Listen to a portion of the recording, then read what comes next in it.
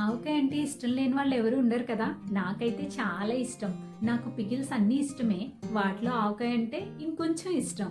ఆవకాయ కలిపి డబ్బాలో పెట్టేశాక మిగిలిన దానిలో అన్నం కలుపుకుని తింటే ఆ రుచే వేరు అసలు.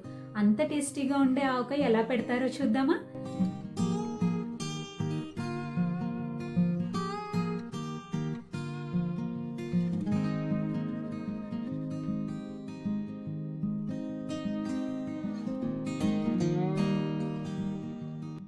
నేను చెప్పిన కొలతలతో ఆవకాయ ఒకసారి పెట్టి చూడండి. అస్సలు ఆవకాయ పెట్టడం రాని వాళ్ళు కూడా చాలా బాగా పెడతారు. టేస్ట్ చాలా బాగుంటుంది, ఎక్కువ కాలం నిల్వ ఉంటుంది. సో తప్పకుండా ట్రై చేయండి. ఈ ఆవకాయ కోసం ముందుగా మామిడికాయలు, ఉప్పు, కారం, నూనె, ఆవపిండి, మెంతులు, వెల్లుల్లి రెడీగా పెట్టుకోండి. నేనైతే బెల్లం కూడా రెడీగా పెట్టుకున్నాను. ఎందుకంటే నేను కారం, తీపి, ఆవకాయ ఒకేసారి ఒకదాని తర్వాత ఇంకొకటి కలిపేశాను. తీపి ఆవకాయ నెక్స్ట్ వీడియోలో అప్లోడ్ చేస్తాను. దీనికోసం ముందుగా వెల్లుల్ని సెపరేట్ చేసి 2 గంటలు ఎండలో పెట్టి పొట్టు తీసేసి రెడీగా ఉంచుకోవాలి.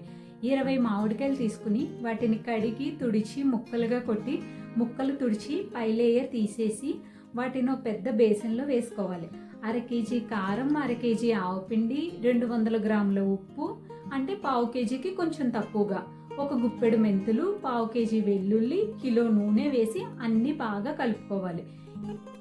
మన ఛానల్లో ఆవకాయ కాకుండా మాగాయ, నిమ్మకాయ ఇంకా పికిల్స్ కూడా పెట్టాను. ఒకసారి చూడండి, చూసి ట్రై చేయండి. మీకు ఎలా వచ్చిందో కామెంట్ చేయండి.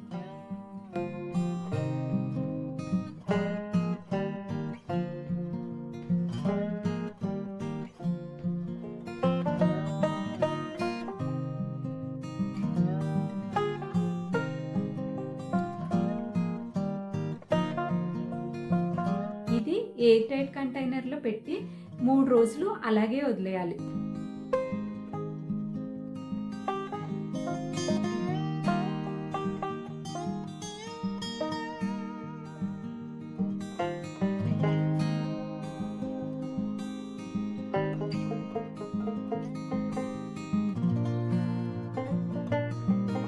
రోజుల తర్వాత డబ్బా నుండి బేసన్లోకి తీసుకుని ఆవకాయ తిరిగేసుకోవాలి.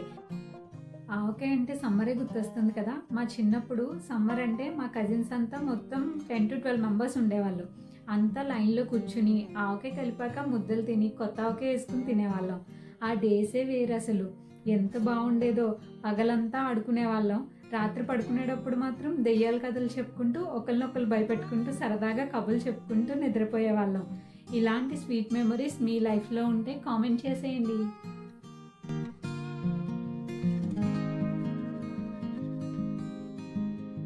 ఇప్పుడు ఒకసారి టేస్ట్ చూసుకుని కావాలంటే సాల్ట్ వేసుకోండి. వేసుకుని 1 కేజీ ఆయిల్ వేసి మంచిగా కలుపుకుని మళ్ళీ డబ్బాలో పెట్టేయండి. ఇది ఇలాగే వారం రోజుల తర్వాత తింటే ముక్క మంచిగా ఊరి భలే ఉంటుంది అసలు.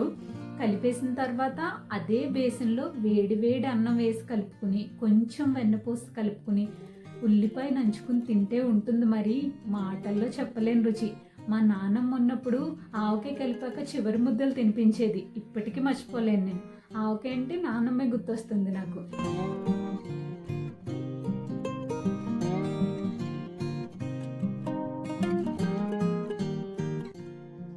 మీరు కావాలంటే ఆవపిండి కొంచెం ఎక్స్ట్రా వేసుకోవచ్చు. ఒక 1/2 కేజీ ఎక్కువ వేసుకున్నా పర్వాలేదు. మీకు పిండి ఎక్కువ కావాలి అంటే కనుక వేసుకోండి.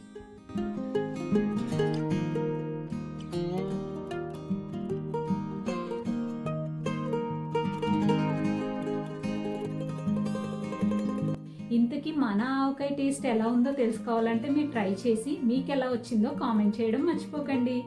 సో ఫైనల్లీ ఈ వీడియో కనుక మీకు నచ్చినట్లయితే please like, share and subscribe to our channel. Thanks for watching.